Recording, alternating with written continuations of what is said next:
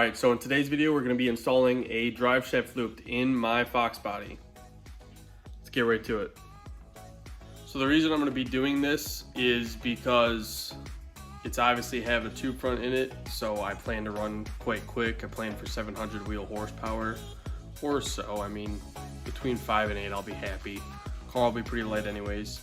Regardless, I want to be safe. If I'm going to be running that fast, I need to abide by NHRA rules, which is fine. I just want to make sure. I have a cutoff switch for the battery I need to install as well. That'll be a separate video. But for now, we're going to put a drive shaft loop in. It's pretty simple, straightforward, but I might as well film it, help someone out, or just build progress. Either way, I've got the drive shaft all zip tied up. Right now it's just zip tied from the e-brake mount and zip tied to the rear differential. I could bolt it into the differential and I could mock it up in the front, but honestly it's just fine how it is. I just need to know the general location because there's a lot of freeway and extra space in the drive shaft loop. So yeah, as of now, here's what I've done. I've taken this all-star drive shaft loop. The part number is 69000. It's just a general drive shaft loop. I got mine from Summit. I went into their Talmadge store. It's like 40 bucks for this thing. I'm sure you can find one cheaper, more expensive. I'm sure you can find one simpler, crazier. Regardless, they're not that horrible. So I spent 40 bucks on it. Should be pretty good. Regardless, all I've done is take it out of the box, looked up a picture on Google because I couldn't figure it out. I was too slow and it's way too early in the morning for all this crap. And just by the picture, bolted it together. Obviously just run your bolt through this way so you have the thinner end near the drive shaft, less stuff to bounce around and catch on. And then a lock washer and then the nut. None of this is tight now, it's all still pretty loose. I mean, it's somewhat hand tight, but that's about it. And then per NHRA regulations, as far as I understand, it has to be 6 inches of a maximum of 6 inches from the front U-joint. So that meaning, and it's tough to see, but down there, that U-joint, I have to measure 6 inches back, and that's as far back as I can mount it to the car. I can go closer, I can go within an inch of that U-joint. I just can't go more than 6 inches back. So I mean, it's tricky down there, but I'm just going to find out where exactly I can bolt it to within that 6 inches. So let's go do that. So now I'm under the car, and as you can see, I have the drive shaft in here. It's only held up through that bracket with a couple zip ties, and then all the way back there, just zip tied to the flange, 2 sides, just enough to hold it in the general place. But what I'm gonna do now is I've preset my tape measure so I can hold it under here and the camera. I'm going to measure from the front of the U-joint just to make myself feel better because I feel like that's reasonable.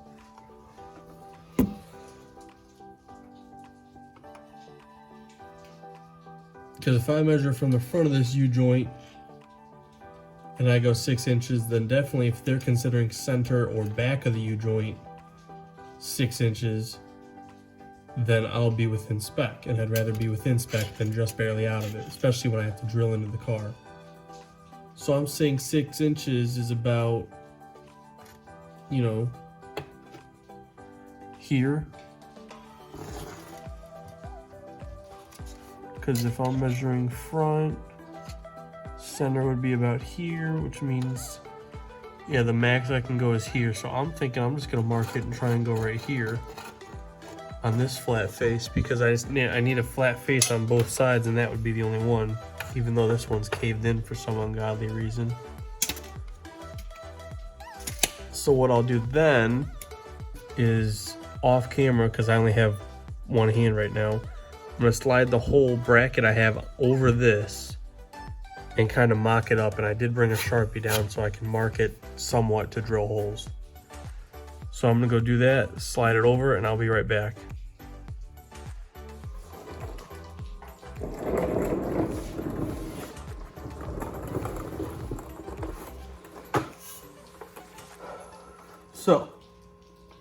I've done a little bit of research, found out how it mounts just to make sure, because I confused myself. And it does, it mounts right like this.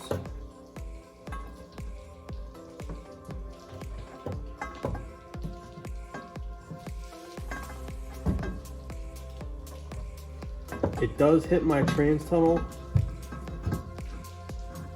so I mean, that's that.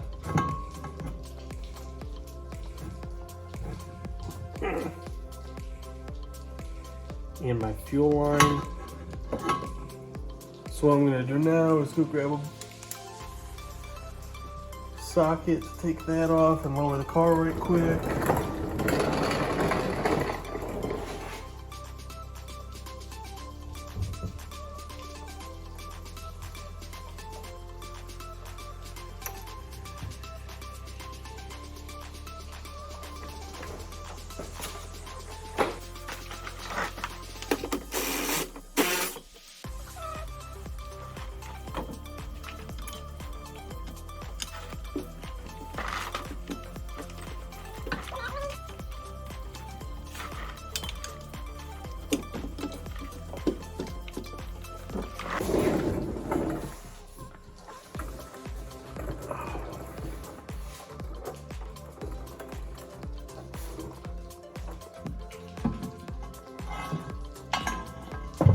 I'd love to go back here. It does hit the trans tunnel, but I can beat that out or just run the bolts in and it'll do its thing.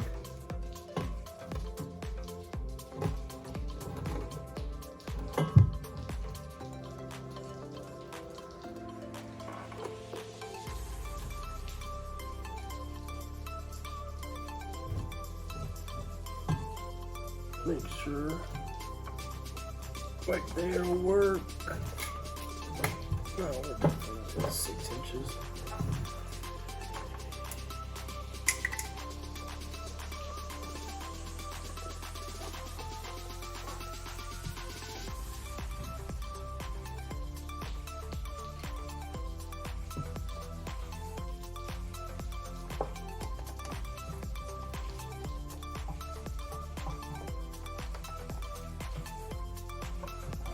What I've done now is took thinner to this area and this whole area so that I can mark it and actually see it this time. So with that being said, I'm going to loop this over, center it as best I can, and then yeah, I'd like it to be back there.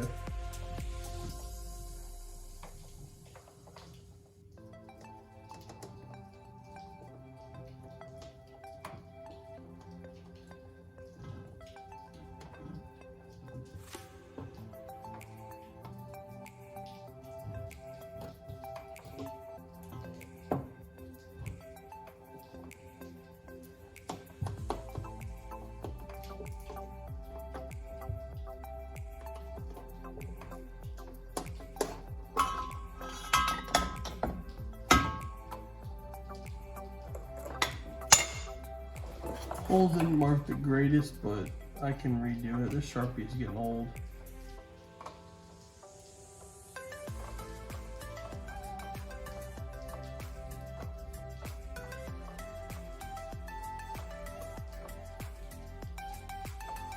And the fact that it can't write above itself.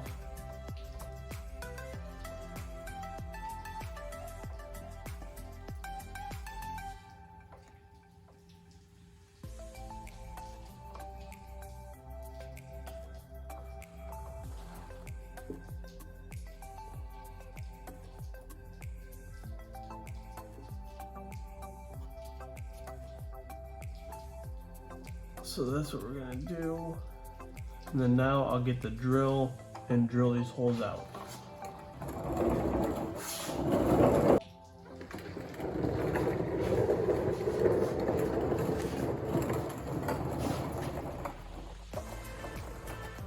I'm gonna use this automatic centering punch to punch the holes out a little bit, make my life a little easier.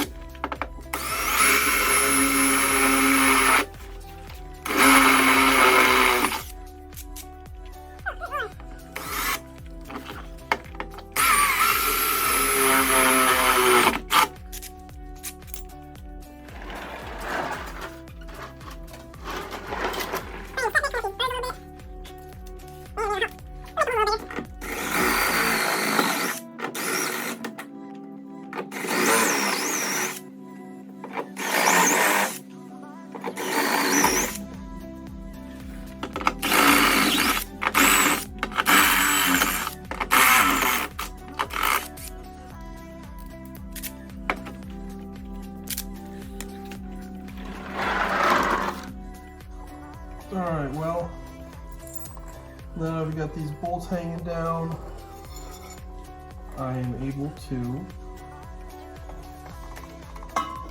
slide this out and hopefully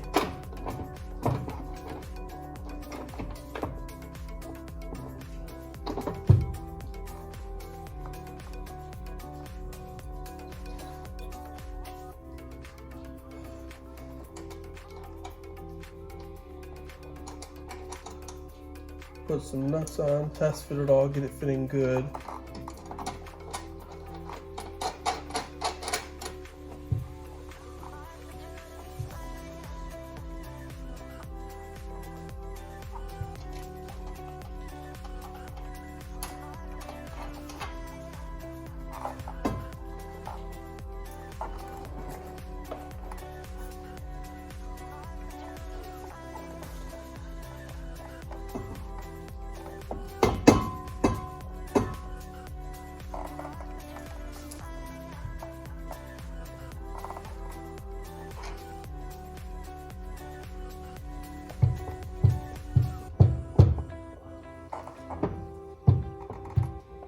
Issue here.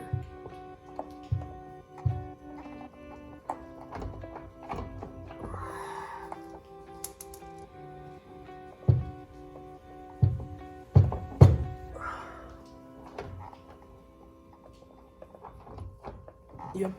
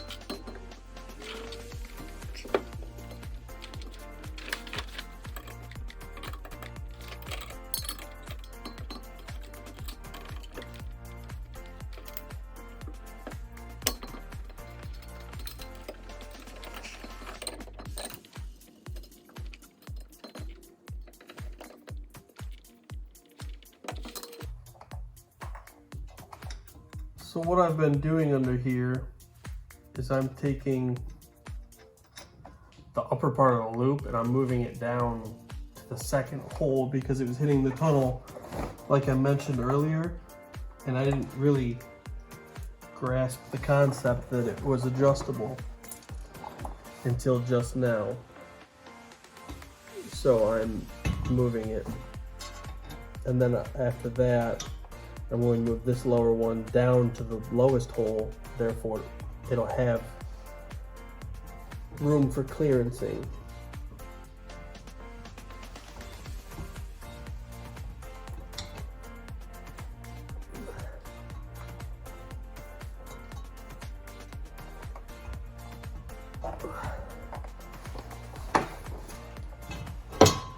Actually, what we're going to do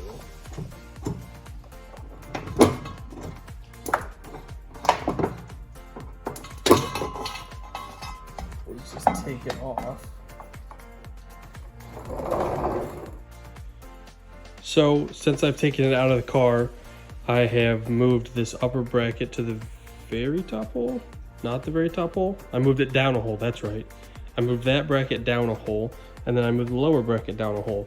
So now the whole center of it is downwards, meaning it doesn't hit the trans tunnel and it leaves room for the drive shaft to fall but not hit the ground. So let's go install this.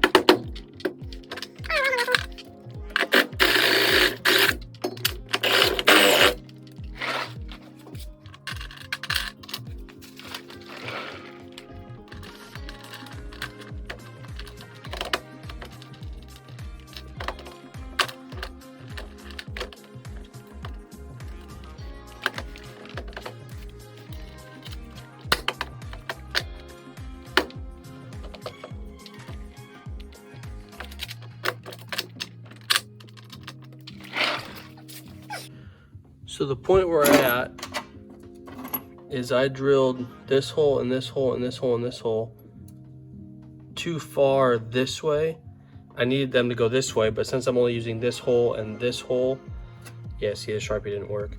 Since I'm only using this hole and this hole, I just wanted to drill those two. I didn't want to notch out everything, but these are too far forward, or this one's too far forward, or this one's too far forward, that one's too far back. So what I'm going to do is just notch this one back, this one forward just a little bit with a carbide bit, and then it should fit good. I'm gonna go get the carbide bit.